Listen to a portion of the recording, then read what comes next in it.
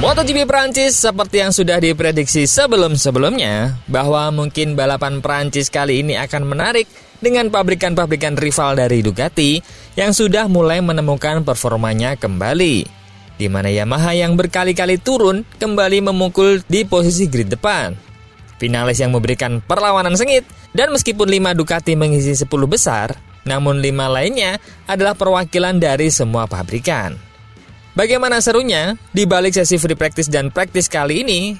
Kita akan bahas dari Yamaha, Honda, Ducati, KTM, baik pabrikan maupun satelit.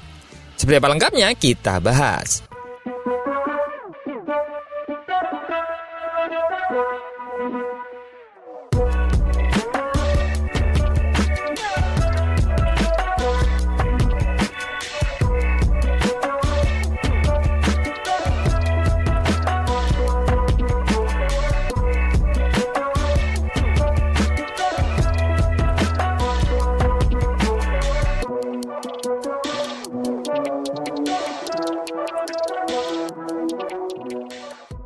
Jangan sampai ketinggalan update tentang MotoGP dari TNT. Dengan cara ketik hashtag MotoGP di kolom pencarian agar kamu bisa mendapatkan pilihan berita menarik yang kamu cari. Fabio Quartararo mengawali akhir pekan di Lemang dengan gemilang. Pembalap Yamaha itu langsung melaju ke Q2 dan mengamankan posisi kedua, hanya terpaut 0,177 detik dari Marc Marquez yang mencetak rekor baru di sirkuit Ducati. Quartararo tampil konsisten sejak free practice 1 pagi dengan posisi ke-6 lalu meningkat drastis di sesi latihan sore. Meski motornya sempat kehabisan bensin di akhir sesi, dia tetap puas dengan performanya. Kita punya kecepatan yang bagus, baik untuk time attack maupun long run. Di Lemang, semua terasa lebih alami, ujarnya. Dia juga menilai mesin baru Yamaha cukup menjanjikan, meski belum bisa dijadikan tolok ukur karena karakter lintasan Lemang yang memiliki grip tinggi dan minim lintasan lurus. Quartararo mengakui, Yamaha belum sepenuhnya kompetitif untuk seluruh seri, terutama di lintasan dengan gaya cengkraman rendah atau trek lurus panjang. Namun dia optimis bisa bertarung di 5 besar jika semua berjalan dengan baik. Dalam satu lap kami bisa bersaing, tapi untuk race pace kami harus realistis. Sementara itu, Jack Miller dari tim satelit Pramac Yamaha juga menunjukkan performa positif.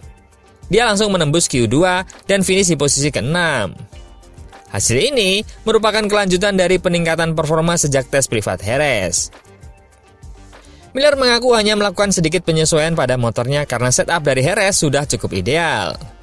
Perubahan terbesar ada pada bagian depan motor, mulai dari posisi duduk hingga sudut kemudi. Dia juga mencoba berbagai kombinasi ban dan akhirnya menemukan kenyamanan dengan ban medium dan juga hard. Ban soft mungkin kurang cocok untuk balapan penuh, tapi masih bisa digunakan untuk sprint. Miller juga menjelaskan bagaimana dia terus menyesuaikan gaya balapnya di beberapa tikungan, termasuk sektor 7 dan 8 yang cukup teknis.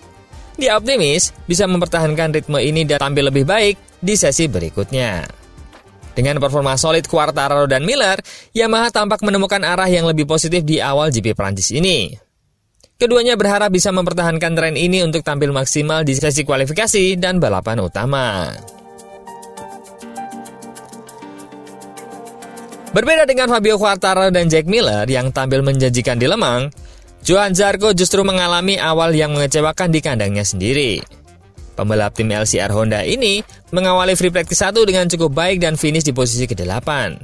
Namun, saat sesi latihan sore, performanya menurun drastis. Zarco mengaku kecewa karena solusi teknis yang mereka temukan saat tes Jerez tak berhasil diterapkan secara efektif di Lemang. Saya merasa seperti kembali ke titik awal. Di pagi hari, kami masih kompetitif. Tapi sore harinya kami tertinggal. Saya memaksakan diri terlalu keras dan hasilnya tidak datang secara alami. Kesalahan di akhir sesi latihan membuat Zarco gagal mengamankan tempat di Q2. Dia terpaksa harus berjuang dari Q1 dan merasa frustasi karena perasaan negatif yang muncul sejak Jerez kembali menghantuinya. Saya merasa seperti terjebak di atas motor dan tidak bisa mengeluarkan potensi terbaiknya. Masalah utama yang dirasakan terletak pada bagian depan motor Honda RC213V yang menurutnya menghilangkan rasa percaya diri saat masuk tikungan. Padahal, di lintasan seperti Le Mans, yang memiliki banyak sektor pendek dan teknikal, keunggulan di area itu sangat krusial. Zarco juga mencermati performa rekan-rekan satu pabrikan seperti Joan Mir yang mengalami masalah serupa. Meskipun Luca Marini mulai menunjukkan sedikit peningkatan. Mir juga mengalami kesulitan di bagian depan. Dan jika kami kehilangan itu, kami kehilangan segalanya. Tanpa rasa percaya diri di sisi depan, motor jadi sulit dikendalikan. Meski frustasi, Zarco tetap menolak untuk menyerah. Dia masih menyimpan harapan untuk menemukan ritme yang lebih baik di hari Sabtu dan tidak menutup kemungkinan adanya kejutan termasuk faktor cuaca, yang bisa menguntungkannya di hari balapan. Terlalu pesimis jika menganggap semuanya akan tetap seperti ini sampai Minggu. Tapi masih ada waktu untuk memperbaiki, tutupnya dengan optimis. Sedangkan dari KTM, dua pembalap KTM, Maverick Vinales dan Pedro Acosta, menunjukkan performa menjanjikan di hari pertama MotoGP Prancis di sirkuit Le Mans. Kedua pembalap KTM itu tampil menjanjikan meski menghadapi tantangan tidak ringan. Keduanya berhasil mengamankan tempat langsung di Q2 dan bersiap menghadapi kualifikasi Sabtu dengan percaya diri. Vinales sempat tampil impresif dan berada di posisi kedua sebelum akhirnya terjatuh di menit-menit akhir sesi latihan sore. Meskipun demikian, pembalap Tech 3 tersebut tetap menilai hari ini sebagai hari yang positif. Dia menjelaskan bahwa dirinya mulai memahami motor dengan lebih baik dan menyebut kecepatan yang dimilikinya cukup untuk bersaing di barisan depan. Dia juga mengungkap sempat mencoba setup berbeda, namun akhirnya kembali ke pengaturan dasar motor yang memberinya rasa percaya diri lebih besar. Sementara itu, Pedro Acosta kembali menarik perhatian. Meski baru menjalani operasi pada lengan kanannya setelah balapan di Jerez. Acosta mampu tampil kompetitif dan mencatatkan waktu ke-7 tercepat di sesi prakualifikasi. Dia menjadi pembalap KTM terbaik hari itu. Menurut Acosta, kendati belum pulih 100%, performa hari pertama tetap terasa sangat positif. Pengaturan baru pada motornya yang diuji di sirkuit Jerez memaksanya mengendarai lebih halus, yang justru membantunya memahami karakter motor lebih dalam. Acosta tetap berhati-hati agar luka bekas operasinya tidak terbuka kembali. Dia mengakui belum menyatukan semua sektor terbaik dalam satu lap, namun yakin kecepatannya sudah cukup untuk bersaing di depan. Dia memperkirakan dirinya sudah mencapai sekitar 97% dari potensi maksimal dan siap tampil lebih baik pada hari Sabtu.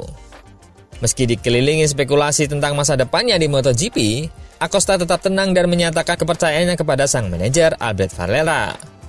Dia menyebut hubungan mereka sangat baik dan tak berniat berganti manajer. Dia juga mengaku kagum dengan Vinales, menyebutnya sebagai sosok yang halus dan mampu menang dengan 3 merek berbeda. Sesuatu yang menurutnya patut untuk diteladani. Meski sempat beberapa kali mengalami momen beresiko di lintasan, termasuk hampir bersenggolan dengan Vinales, Acosta tetap tenang dan fokus. Dengan performa hari pertama yang solid, baik Vinales maupun Acosta kini membidik posisi start yang strategis di kualifikasi. Jika mampu mempertahankan ritme dan menghindari kesalahan, keduanya berpeluang besar untuk finish 6 besar di balapan utama hari Minggu. Sedangkan dari barisan Ducati, Marc Marquez tampil gemilang di kualifikasi MotoGP Le Mans dengan mencetak rekor baru 1:29.855 detik, mengalahkan rekor sebelumnya yang diciptakan oleh Jorge Martin pada 2024. Kemenangan di sirkuit Bugatti bukanlah hal baru bagi Marc Marquez, yang telah 4 kali menjuarai di Le Mans, termasuk 3 kali di kelas utama. Pada sesi kualifikasi, Marquez menggunakan motor hasil uji coba di Jerez dan merasa sangat nyaman. Motor ini sangat mirip dengan motor lainnya, hanya sedikit perubahan yang mempengaruhi performa, ungkap Marc Marquez. Dia menambahkan, kondisi lintasan yang optimal dan cengkraman ban yang sangat baik membuat rekor tersebut bisa tercapai dengan mudah. Meskipun telah mengatasi trauma dari kecelakaan sebelumnya di Jerez, Marquez tetap berhati-hati dan yakin bisa mempertahankan performanya di balapan utama. Sementara itu, Pecco Bagnaia yang finish ketiga di kualifikasi mengaku merasa frustasi dengan kondisi motor Ducati yang kini berbeda dari sebelumnya. Saya tidak bisa lagi mengendarai motor seperti dulu. Sejak 2020 saya punya gaya sendiri. Dan sekarang saya butuh waktu untuk menyesuaikan diri dengan karakter motor yang lebih cepat. Jelas Bagnaia. Meskipun demikian, juara dunia 2022 dan 2023 ini mengungkapkan bahwa Ducati dan timnya telah melakukan pekerjaan luar biasa dan dia berharap bisa kembali menemukan ritme yang hilang.